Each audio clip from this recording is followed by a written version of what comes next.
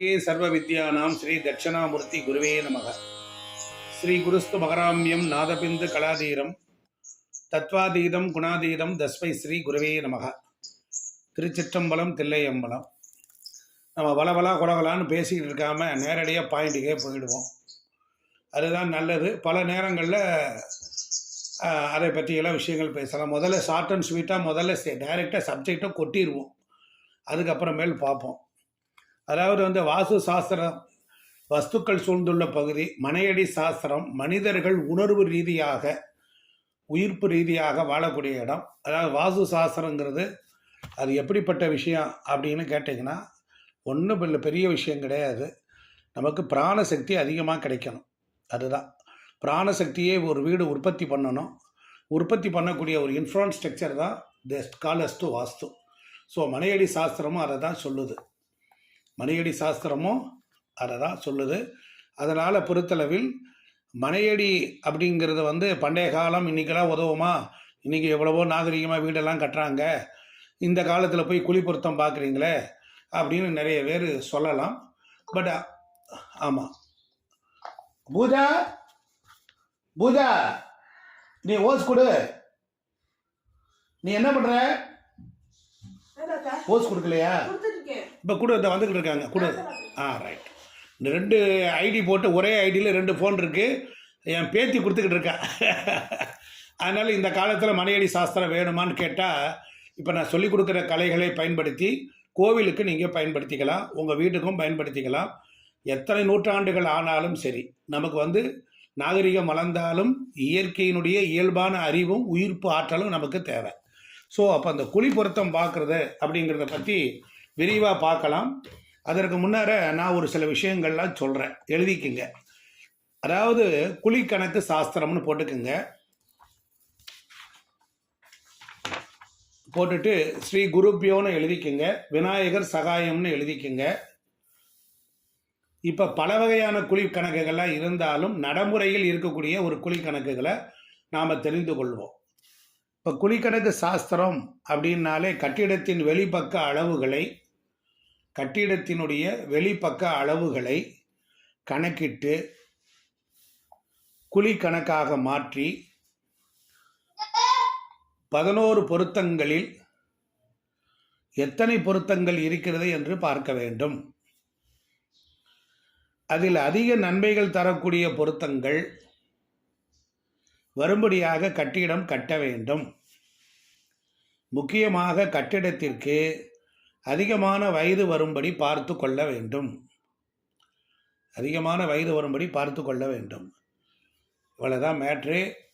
ப்ராக்டிக்கலாக போகலாம், கேஷுவலாக போகலாம். இப்போ குழி என்பது 3 அடி × 3 அடி நீளம் கொண்ட 9 சதுர அடி கொண்டது ஒரு குழி. ரொம்ப எளிமையான மெத்தேடு. நிறைய வாஸ்து கணபதி ஸ்தபதிகிட்ட படித்ததெல்லாம் மானாங்குளமாக வரும்.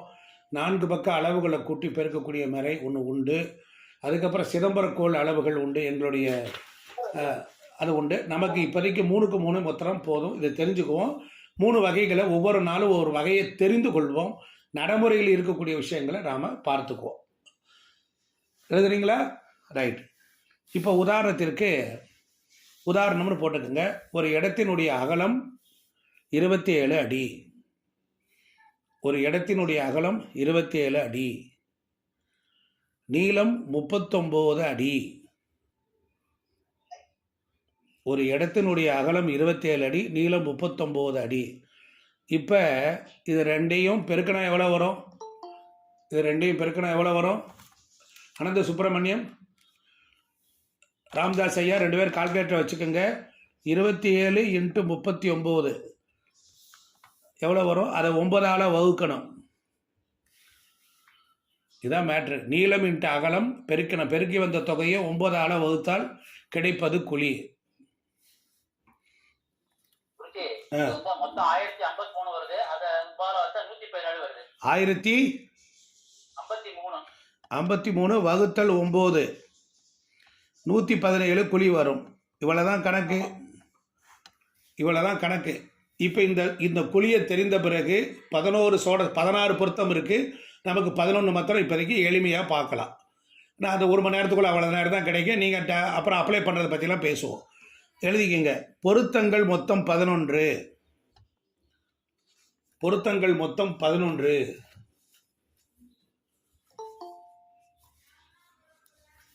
பொருத்தங்கள் மொத்தம் 11. அதில் வந்து முதல்ல கர்ப்பம்னு எழுதிக்கங்க. 1 கர்ப்பம், 2 வரவு,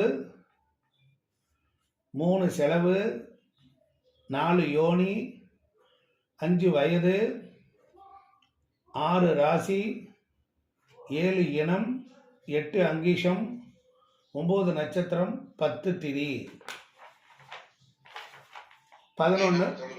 11 வாரம். 1 கர்ப்பம் எழுதிட்டீங்களா? 2 வரவு, 3 செலவு, 4 யோனி, 5 வயது, 6 ராசி, 7 இனம். இனம் இனம் என்ன ஜாதின்னு வரும்? ஆமாம். 8 அங்கீஷம்,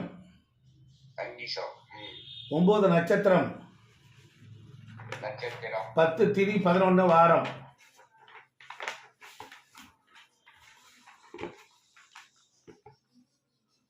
இப்போ முதல்ல கர்ப்பத்துக்கு போவோம். அவ்வளோதான், 11 தான். இப்போ முதல்ல கர்ப்பம்னு எடுத்துக்கோங்க. ஒரு டைட்டில் போட்டுக்கோங்க. கர்ப்பம்னா என்னன்னா ஆதாயம், பலன், கற்பம் என பொருள் அப்படின்னு அர்த்தம். இடத்தின் அளவுப்படி எழுதிக்கணும். இடத்தின் அளவுப்படி இப்போ நீளம் இன்ட்டு அகலம் அதை 9ஆல் வகுத்தோம். இப்போ குழி கிடைச்சிச்சு, 117 குழி கிடைச்சிருக்கு. இதை வச்சுட்டு தான் இப்போ ஒரு உதாரணத்தை வச்சு தான் நம்ம மற்றதெல்லாம் பார்க்க போகிறோம். அப்போ கர்ப்பத்துக்கு என்ன வழி அப்படின்னு கேட்டால், இடத்தின் அளவுப்படி குழிகளை கணக்கிட்டோம்ல, அந்த வந்த குழி கணக்கை 8ஆல் வகுக்க. குழி கணக்கை 8ஆல் வகுக்கணும். இப்போ வகுருங்க பார்ப்போம். 117 8ஆல் வகுத்தா எவ்வளோ வரும்?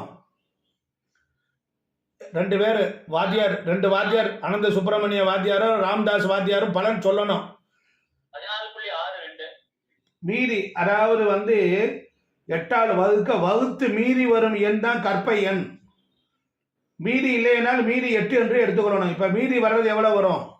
கால்குலேட்டரில் போட்டால் கணக்கு பண்ணணும். 14.625 வருது. மீதி வந்து 0.625 வருது. அதாவது கொஞ்சம் கையால் வகுக்கணும். இதான் இங்கே இருக்கக்கூடிய ரகசியம். இப்போ 117 8ஆல் வகுத்தோம்னா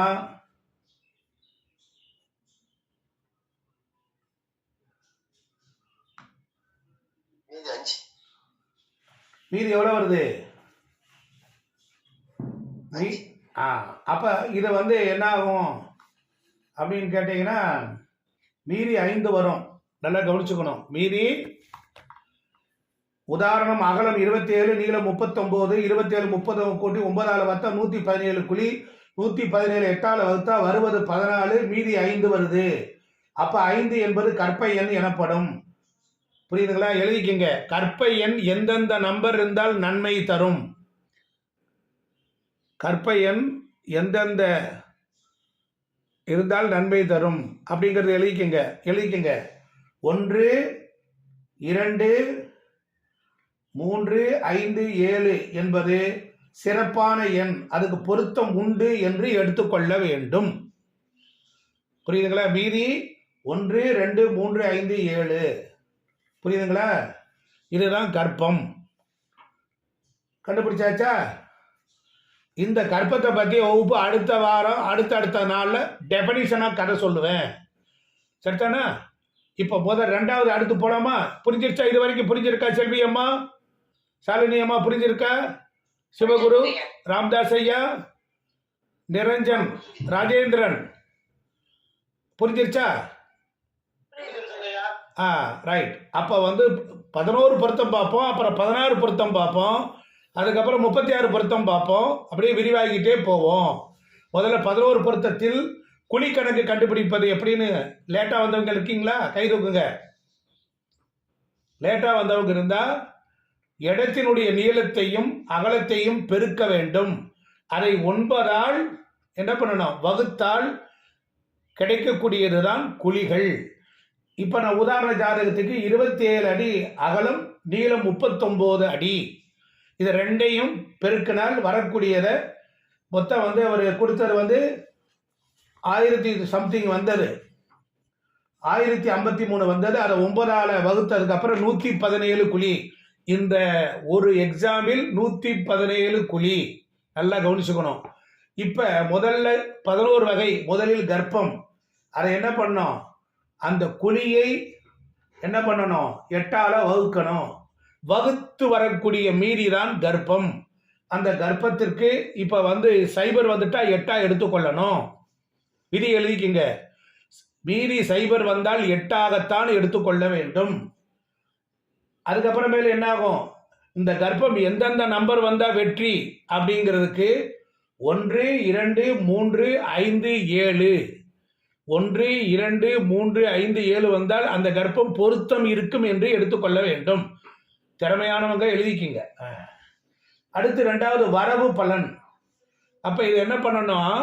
இப்போ குழி எத்தனை குழி இருக்குது சொல்லுங்க செல்வியம்மா? இப்போ எத்தனை குழி இருக்கு? 117. Very good. எல்லாருக்கும் கரெக்ட் தானே? 117ஐ 8ஆல் பெருக்கி 12ஆல் வகுத்தால் எழுதிக்கிங்க. மொத்த குழியை 8ஆல் பெருக்கி பெருக்கு தொகையை 12ஆல் வகுக்க மீறி வருவது வரவு.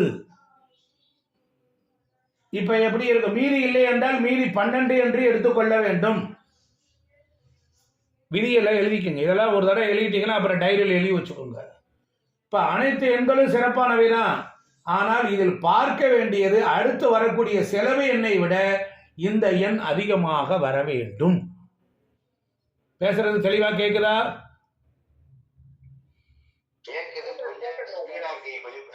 இல்ல வாதியாருக்கு இப்ப கொஞ்சம் வேகம் கிளம்பிடுச்சு, அதுதான், வேற ஒன்றும் இல்லை. ஆமா, அதாவது பார்த்தசாரதி ஐயாட்ட பேசிட்டேன்.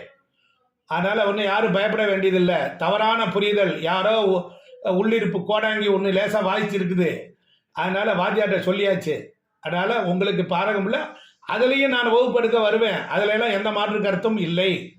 இதில் நிறைய பேருக்கு சர்வீஸ் பண்ண வேண்டியிருக்கு. அதுக்காக இப்போ வரவு என்னன்னா, குழியை 8ஆல் பெருக்கி 12ஆல் வகுத்தால் வருவது மீதி. இதெல்லாம் என்ன பண்ணணும்? ஹேண்ட் கால்குலேஷன் பண்ணணும். கால்குலேட்டரில் ஏமாற்றி விட்டுரும்.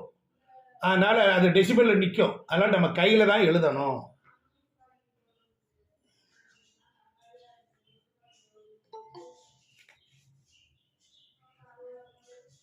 அடுத்து செலவுக்கு எழுதுங்க. யாரு வரவு எவ்வளவு வந்திருக்கு கணக்கு போட்டிருக்கீங்க? ராமதாஸ் ஐயா. எது? அது எப்படி 78 வரும்? அது எப்படி 78 வரும்? 117 தானே குழி. 117 8ஆல் பெருக்கணும் எவ்வளவு வருது? 936. 12ஆல வகுக்கணும். 5 12 60, 6 12 70, 7 12 84, 8 12 94, 7 12 84 போச்சுன்னா இருங்க. அப்போ 78 12ஆல பெருக்குங்க எவ்வளவு வருது?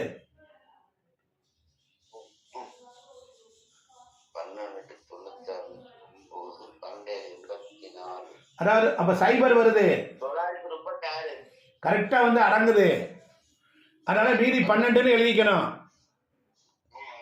புரியுதா? அப்ப வரவு 12, வரவு 12ன்னு எழுதிக்கணும். கரெக்டா? நீங்க கணக்கு போடுறீங்களா இல்லையானுங்கிறத நான் செக் பண்ணிக்கிட்டே இருக்கிறேன். ஆமா, அடுத்து எழுதிக்கங்க. செலவு பலன் பார்க்கணும். எழுதுங்க. 3 செலவு பலன் எழுதிக்கங்க. மொத்த குழியை 117 என்பது குழி. அதை 9ஆல் பெருக்கி வந்த தொகையை 10ஆல் வகுத்தால் மீதி வருவது செலவு, விரயம். அப்படி எழுதிக்கங்க. புரியுதுங்களா? செலவு எவ்வளவு வருது? மொத்த கூலியை 9 ஆல் பெருக்கு. 117 இன்ட்டு 9, 117 இன்ட்டு 9 எவ்வளவு வருது? வகுத்தல் 10, 53. மீதி 3 வரும். மீதி இல்லை என்றால் மீதி நல்லா கவனிக்கணும். எவ்வளவு வருது? கணக்கு கரெக்டா போடுங்க, தப்பா போடாதீங்க.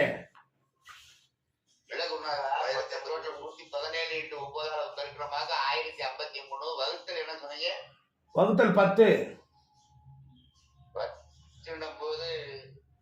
அப்படியே 10 50ன்னு போட்டுக்கங்க, மீதி 3ன்னு போடுங்க. புரியுதுங்களா? இப்ப எழுதிக்கங்க. செலவுக்குரிய பலனுக்குன்னு ஒரு சிறப்பான எண் இருக்கு, அதை எழுதுங்க. 3, 4, 6, 8, 10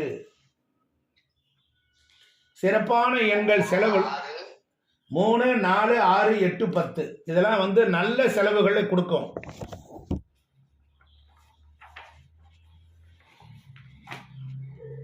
அடுத்து யோனி பலன் எழுதுங்க. யோனி பலன் புதுசா வந்தவங்களுக்கு நான் மறுபடியும் திருப்பி ஒரு தடவை நடத்துவேன். யோனி பலன் எழுதிக்கங்க. 4 யோனி பலன்.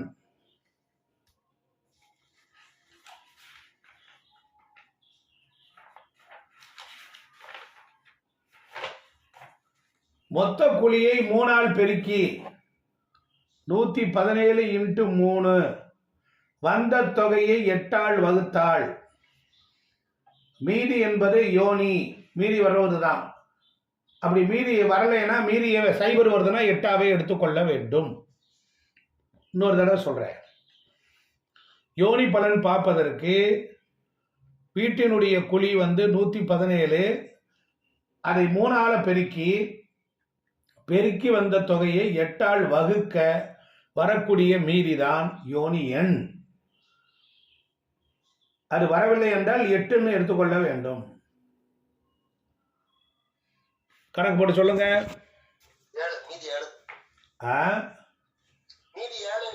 மீதி 7. 117 இன்ட்டு 3 எவ்வளவு ஆச்சு?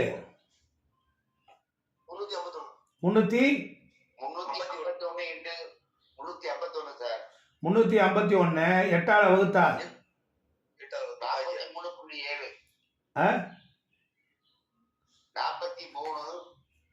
இருங்க. 43 8 ஆல பெருக்கினா என்ன வரும்? 4 2 8 32 2 34. அப்ப 344 351 ஆல வகுத்தா 1ல 1 போன 0, 5ல 1 10 வருதா?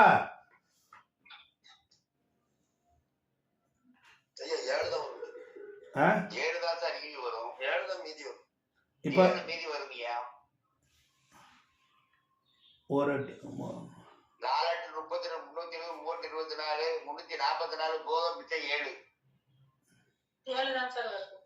344.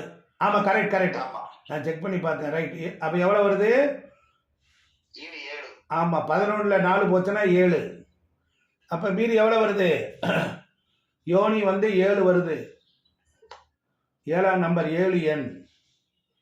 அப்ப இதுல சிறப்பு எண்கள்னு எழுதிக்கங்க. 1, 3, 5, 7. யோனி 7 வந்திருக்கு. இப்ப நல்லது தானே? 1, 3, 5, 7 எழுதியாச்சா? அடுத்து வயது பலன்.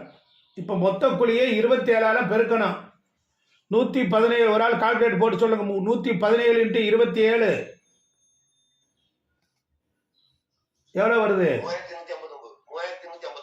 3159. அதை 100 ஆல வகுத்தா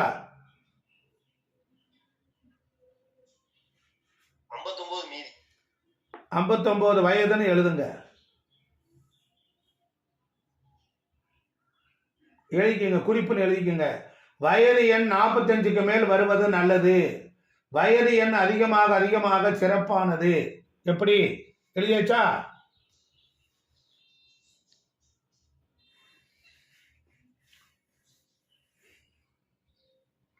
வயது எண் 45க்கு மேல் வருவது நல்லது. வயது எண் அதிகமாக அதிகமாக சிறப்பு. அடுத்த ராசி பலனுக்கு போலாமா?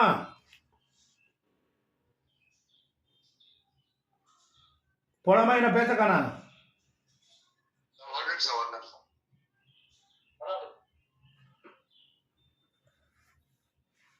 ராசி பலன் எழுதுங்க. மொத்த குழியை 4ஆல் பெருக்கி, மொத்த குழியை 4ஆல் பெருக்கி வந்த தொகையை,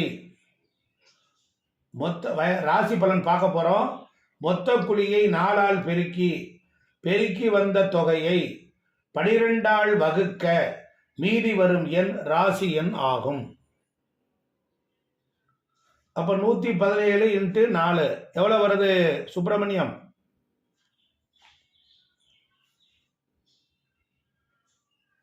போடுங்க, கணக்கு போடுங்க. 468 12ஆல வகுக்கணும். எவ்வளவு வருது? 3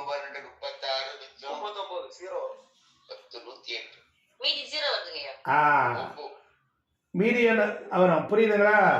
அப்படி மீதி 0 வந்தா என்ன ஆகும்? 12ன்னு எடுத்துக்கணும். மீதி எண் 12ன்னு எடுத்துக்கணும். இப்ப எழுதிக்கங்க.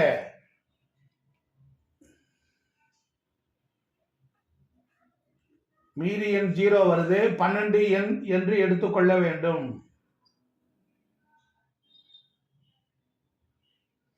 சிறப்பான எண்கள் எழுதுங்க.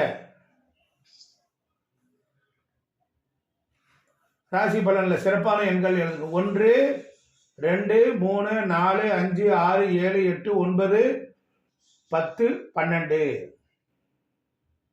இதெல்லாம் சிறப்பான எண்கள்.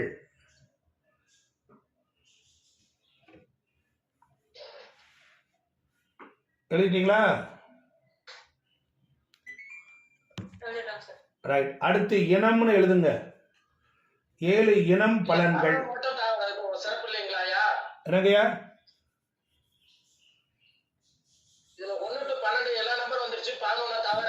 ஆமா ஆமா ஆமா, அது அப்புறம் விளக்கம்லாம் பிறகு உண்டு. இப்ப நீங்க முதல்ல கிடைக்கிறது கொத்திக்குங்க. யாரும் இப்படி ஓப்பனா பேச சொல்ல மாட்டாங்க. நம்ம எல்லாமே கொடுத்துட்டு போக போறோம். எழுதிக்கிங்க. அப்புறமேல ஒவ்வொன்றா தனித்தனியா ஓப்பன் நடத்துவோம் சந்தேகம் வர்றதுக்குன்னு.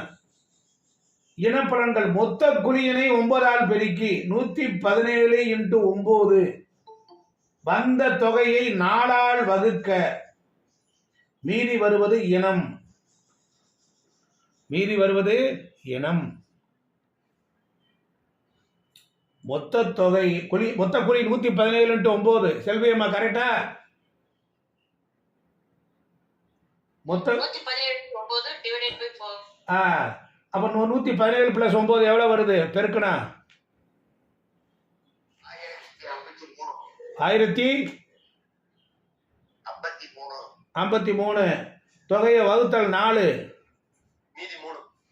மீதி 3 வருதா? வகுத்தல் எவ்வளவு? ஈவு எவ்வளவு வருது?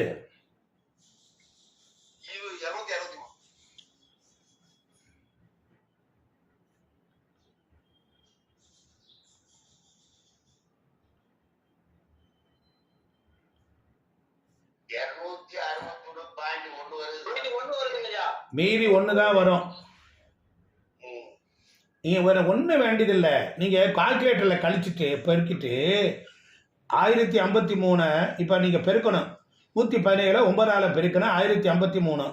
அதை என்ன பண்ணணும் அப்படின்னா, நீங்க வந்து கால்குலேட்டர்ல போட்ட உடனே என்ன வருது? 263 வருதா? இருங்க, நான் சொல்லித்தரேன். 263 வருதா கால்குலேட்டர்ல? 263 இன்ட்டு 4 பெருக்குங்க. பெருக்கணும்னா 1052 வருதா? அதை கொண்டுட்டு வந்து கழிச்சிட்டீங்கன்னா நமக்கு மீதி தெரிஞ்சு போயிருதுல்ல.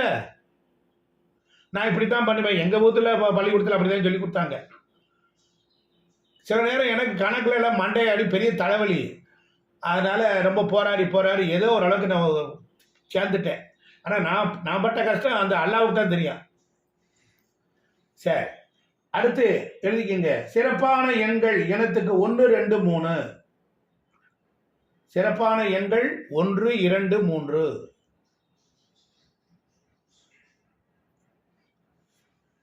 அடுத்து என்ன பண்ணணும்? எட்டாவது பலன் அங்கீச பலன். எட்டாவது அங்கீச பலன்கள். அப்ப அங்கீச பலன்கள் போது அப்ப என்ன பண்ணணும்? மொத்த குழியை 4ஆல பெருக்கி வந்த தொகையை எழுதுங்க. மொத்த குழியை 117 × 4 9ஆல் வகுக்க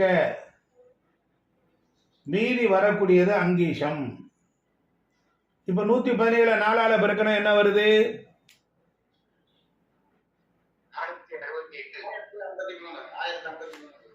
இது வாங்க வாங்க லேட்டா வந்தீங்களா? 117 × 4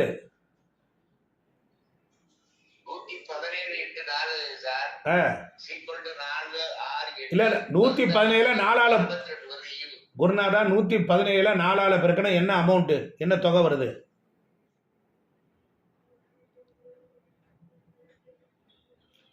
அரை 468. அதை 9ஆல வகுக்கணும். வகுத்தா 52. மீதி எதுவும் வரல.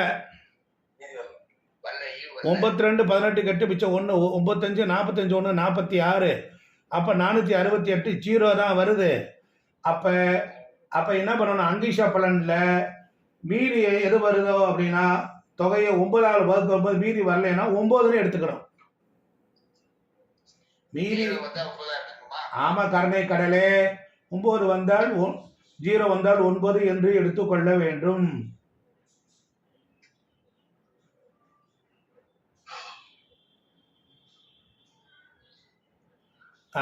அடுத்து எழுதிக்கங்க நட்சத்திர பலன்.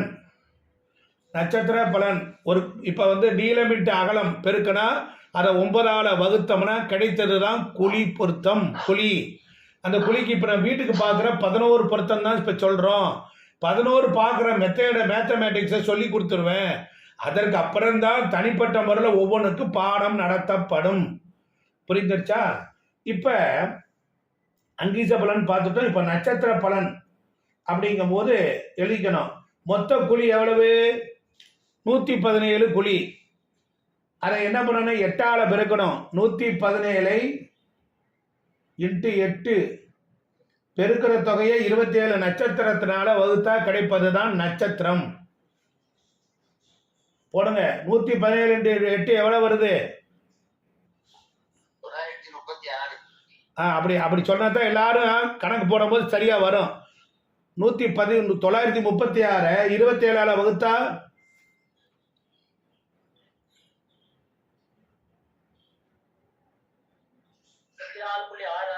எவ்வளவு? இப்ப 34 × 27ஆல பெருக்கணும் எவ்வளவு வருதுன்னு பார்க்கணும். 4 7 28 கட்டு மிச்சம் 2 3 21 2 23 1 2 8 23 6 8 8 3 11க்கு 1 1 1 6 7 2 9 918 16 8 8 இங்க 2ல் 1 போனா 1 18வது வருதா? மீதி 18 வருதா? 18வது நட்சத்திரம் என்ன மணிகண்டான்? அஸ்வினி பரணி கிருத்திகை ரோகிணி மிருகசீரிசம் திருவாரை புனர்பூசம் பூசம் ஆகியம் அகம் பூரம் உத்திர ஹஸ்தம் சித்திரை சுவாதி விசாக மனசம் கேட்டை. என்ன வரும்? கைவிட்டு தான் என்னென்ன நாங்கள் இன்னும் படித்தோம் அந்த காலத்தில் மாதிரி. அப்போ எழுதிக்கணும் நம்ம 18வது நட்சத்திரம்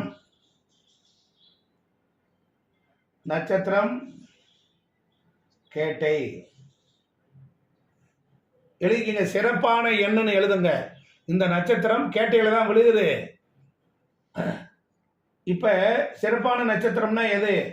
எழுதுங்க. 1 4 6 7 10 11 12 14 15 17 21 22 24 26. அப்ப சிறப்பான எண் அப்படின்னு இருக்கு. சரியா போச்சா? எழுதிட்டாச்சா? அடுத்து 10வது திதி பலன்கள் எழுதுங்க. டைட்டில் 10வது திதி பலன்கள். மொத்த குழி என 9ஆல பெருக்கணும். மொத்த குழி 117 × 9 எவ்வளவு வருது குருநாதா? 117 × 9 1053. 1053. தொகையை 30ஆல வகுக்க. 1053 30ஆல வகுத்தா மீதி 3. எவ்வளவு வருது ஈவு? இது 35 மீதி 3. ஈவு 35ஆ? ஆமா மீதி 3.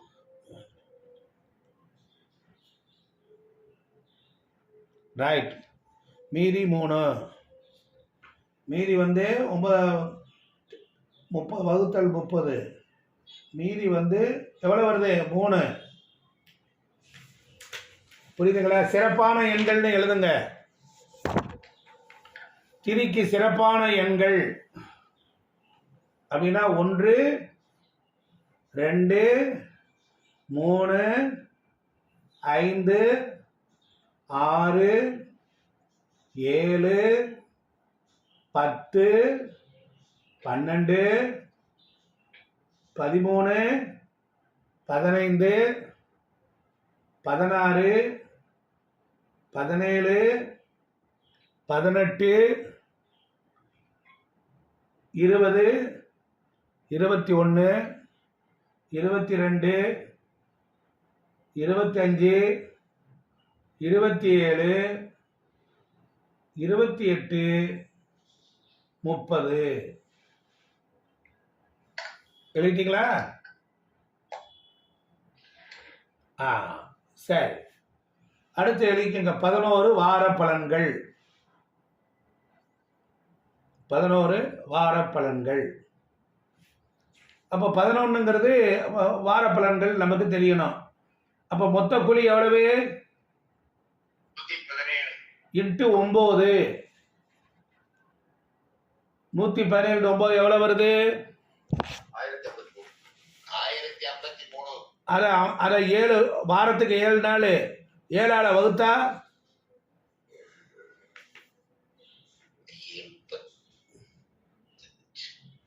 15.3. இப்படி பலன் சொன்னா நாங்க எங்க போய் முட்டுறது? 1053 7ஆல வகுத்தா ஈவி எவ்வளவு வருது? மீதி அப்படியா?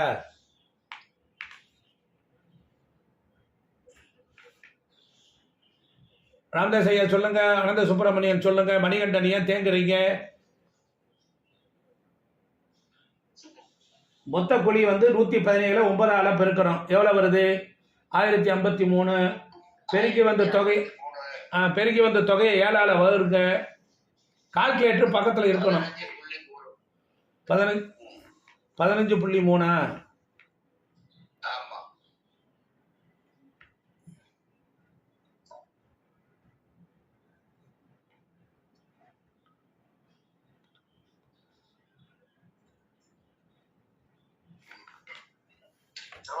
இங்க இருக்கு.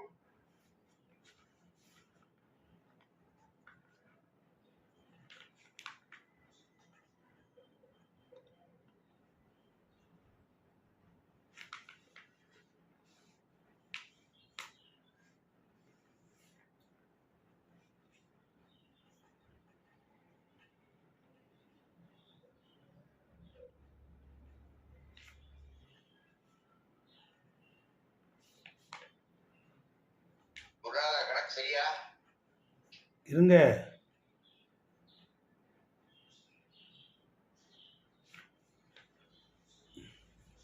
மீதி 3. மீதி 3ன்னு போட்டீங்கன்னா அதுதான் நாள். மீதி 3 வருது. அப்ப எழுதிக்கங்க. சிறப்பான எண்கள் 2 4 5 6. சிறப்பான எண்கள் 2 4 5 6.